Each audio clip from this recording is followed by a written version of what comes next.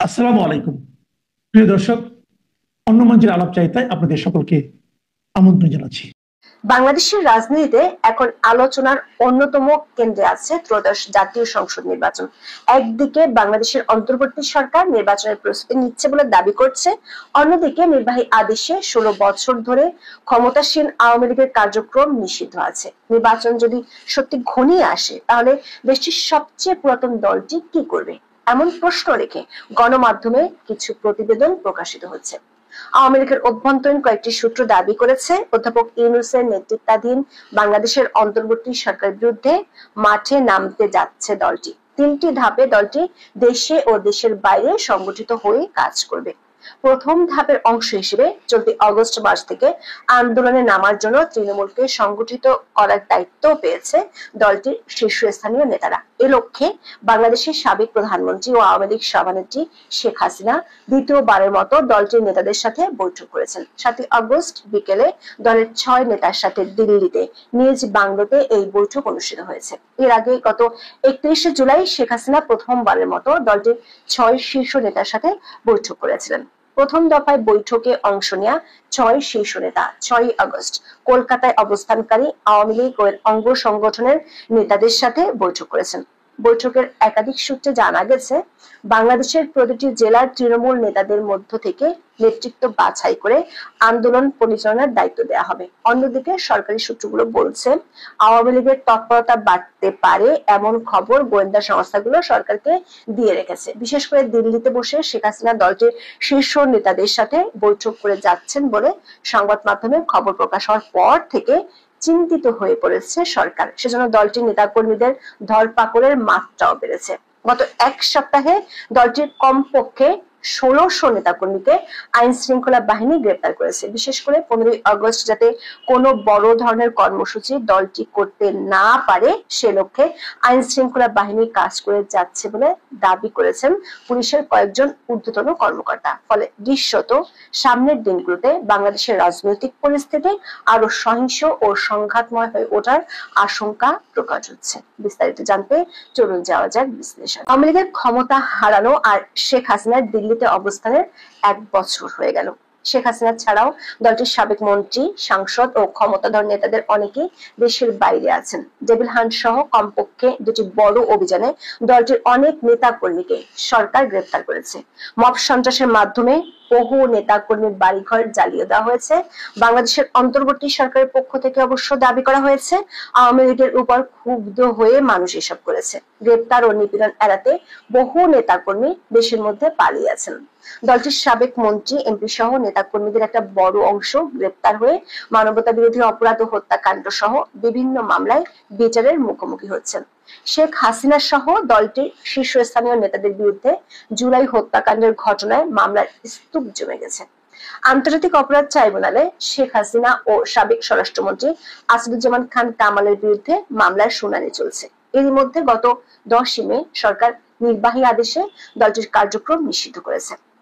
আগে আওয়ামী লীগ ও এর অঙ্গ সংগঠনগুলোর বিক্ষিপ্ত কিছু মিছিল চোখে পড়লেও 10 মের পর এগুলো কমে গেছে। দেশের ভেতরে কোনো অঞ্চলে দলটি কোনো তৎপরতা নেই। গত 2 মাসে চোখেও পড়েনি কোনো তৎপরতা। দলটির তৎপরতা মূলত চলছে অনলাইন ভিত্তিক। সাবেক প্রধানমন্ত্রী নিয়মিতই দলটির অফিসিয়াল ফেসবুক পেজে অডিও বার্তা দিয়ে থাকেন। লাইভে দলটির তৃণমূলের নেতাকর্মীদের সাথে কথা বলেন। কিন্তু এক সময় দুর্দণ্ড প্রতাপশালী দলটি জুলাই আন্দোলনের পর কি তাহলে চুপসে গেল? এমন প্রশ্ন উঠছে সাম্প্রতিক সময়। বেশ কিছু গণমাধ্যমে প্রকাশিত প্রতিবেদনে প্রশ্ন তোলা হয়েছে, দলটির ভবিষ্যৎ কি? আগামী নির্বাচনে যদি আওয়ামী লীগকে অংশ নিতে দেয়া না হয় তাহলে দলটি কি করবে?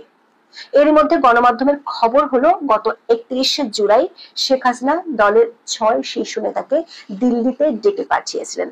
এই 6 জনই বর্তমানে ভারতে আছেন। তাদের সাথে ওই দিন 4.5 ঘন্টা বৈঠকের পর বেশ কিছু নির্দেশনা দিয়েছেন।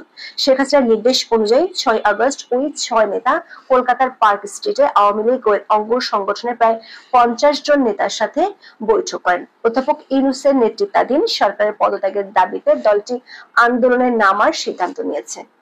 3টি ধাপে দলটি আন্দোলনের কর্মসূচি হাতে নিয়েছে। প্রথম ধাপ হলো বাংলাদেশে ছড়িয়ে ছিটিয়ে থাকা তৃণমূলকে সংগঠিত করা। বৈঠকে উপস্থিত 50 জন নেতাকে নিজ নিজ এলাকায় নিজেদের তৃণমূলকে সংগঠিত করার দায়িত্ব দেওয়া হয়েছে। যেসব নেতা দেশে আছেন তাদের মধ্য থেকে নেতৃত্ব বাছাইয়ের নির্দেশনা দেওয়া হয়েছে। যেহেতু সরকারের পক্ষ থেকে নির্বাচনের কথা বলা হয়েছে, তাই দলটির আন্দোলনের দাবি হবে no Awami League no election, মানে আওয়ামী লীগ ছাড়া কোনো নির্বাচন যাতে না হয় সেজন্য দলটি সর্বশক্তি দিয়ে আন্দোলনে যাওয়ার পরিকল্পনা করছে, এমনটাই দাবি করেছেন দলের কয়েকজন নেতা। অবশ্য দলটির এখন যে অবস্থা তাতে দলটি আদৌ সংগঠিত হয়ে আন্দোলন করতে পারবে কিনা এমন প্রশ্ন উঠতে পারে। দলটির নেতারা বলছেন দলের 6 সিনিয়র নেতার সাথে শেখ হাসিনার বৈঠকে এই বিষয়টি নিয়ে আলোচনা হয়েছে, সেজন্য কমপক্ষে 3 স্তরে নেতৃত্ব বাছাইয়ের কথা বলা হয়েছে, যাতে আইন শৃঙ্খলা বাহিনী গ্রেপ্তার করলেও সাংগঠনিক তৎপরতা দমে না যায়। এদিকে 7 আগস্ট দ্বিতীয় দফায় শেখ হাসিনা দিল্লিতে তার বাংলোতে আওয়ামী লীগের আরো 6 নেতাকে বৈঠক করতে দেখেছেন। এই 6 নেতা হলেন সাবেক শিক্ষামন্ত্রী ব্যারিস্টার মহিবুল হাসান চৌধুরী নওফেল, সাবেক সংসদ সদস্য আলাউদ্দিন নাসিম, ইলিয়াস মোল্লা, নাইম রাজ্জাক এবং ডক্টর সেলিম মাহমুদ। আগের বৈঠকের মতোই এই বৈঠকে সাবেক প্রধানমন্ত্রী শেখ হাসিনা এই 6 নেতাকেও বর্তমান পরিস্থিতিতে করণীয় সম্পর্কে বেশ কিছু নির্দেশনা দিয়েছেন। এই বৈঠকে দেশের প্রতিটি বিভাগে দেশের অবস্থানকারীদের মধ্য থেকে যোগ্যদের নেতৃত্ব দেওয়ার বিষয় নিয়ে আলোচনা হয়েছে। বিবিসি বাংলার এক খবরে বলা হয়েছে, আওয়ামী লীগ গত বছর আগস্টে সরকারের পতনের ঘটনাকে ষড়যন্ত্র তত্ত্ব হিসেবে প্রতিষ্ঠার কৌশল নিয়ে ঘুরে দাঁড়াতে চাইছে। দলটির বক্তব্য হচ্ছে, দেশি বিদেশি ষড়যন্ত্রে শেখ হাসিনার সরকারকে উৎখাত করা হয়েছে। গত 1 বছরে দলটির বেশিরভাগ নেতাকর্মীর যোগাযোগ মূলত অনলাইনে, বিশেষ করে টেলিগ্রাম চ্যানেলে। ফলে দলটির নেতাকর্মীদের মধ্যে আস্থার সংকট দেখা দিয়েছে। দলের অনেকেই মনে করেন 76 বছরের আওয়ামী লীগ এবার সবচেয়ে বেশি সংকটে পড়েছে। দলের নেতাকর্মীদের চাঙ্গা করতে তৃণমূলের যোগাযোগ বাড়ানোর পাশাপাশি আন্তর্জাতিক ক্ষেত্রে যোগাযোগ বাড়াচ্ছে দলটি। দলটির পক্ষ থেকে আন্তর্জাতিক সংস্থা ও দেশগুলোর কাছে বার্তা পৌঁছে দিতে চায় যে গত বছরের জুলাই আগস্টে দলটির বিরুদ্ধে দেশি বিদেশি ষড়যন্ত্র হয়েছিল। এজন্য শেখ হাসিনা দলের কয়েকজন সিনিয়র নেতাকে দায়িত্ব দিয়েছেন। তৃতীয় ধাপে দলের নেতা কর্মীদের চাঙ্গা করতে শিগগিরই শেখ হাসিনা ভিডিও বার্তা দিতে পারেন বলে দাবি করেছেন দলটির কয়েকজন নেতা। অন্যদিকে সরকারি সূত্রগুলো বলছে, আওয়ামী লীগের তৎপরতা ঠেকানোর জন্য সরকারও বেশ সক্রিয়। 6 আগস্ট দৈনিক প্রথম আলোতে আইন উপদেষ্টা আসিফ নজরুলের সাক্ষাৎকার প্রকাশিত হয়। সেই সাক্ষাৎকারে তিনি কেন আওয়ামী লীগকে নিষিদ্ধ করা হয়েছে তার ব্যাখ্যা দিয়েছেন। তিনি বলেছেন, তার সরকারের সত্যি সত্যি আশঙ্কা আছে আওয়ামী লীগ নির্বাচন তো দূরের কথা, রাজনৈতিক মাঠে সক্রিয় থাকলে দেশে কোনো দিন নির্বাচন করা যাবে না, দেশ পরিচালনা করাই যাবে না। তিনি দাবি করেন, ইন্টেলিজেন্স রিপোর্ট আছে যে সরকারের বিরুদ্ধে আনসারের বিক্ষোভ সহ বিভিন্ন বিক্ষোভে আওয়ামী লীগের ইন্ধন ছিল। বেশ কিছু ক্রেডিবল এভিডেন্স বা বিশ্বাসযোগ্য প্রমাণ আছে। পুলিশের একাধিক সূত্র বলছে, ডেভিল হান্ট ও চিরুনি অভিযানে 2 দফায় আওয়ামী লীগের প্রায় 10,000 নেতা কর্মীকে গ্রেপ্তার করা হয়েছিল।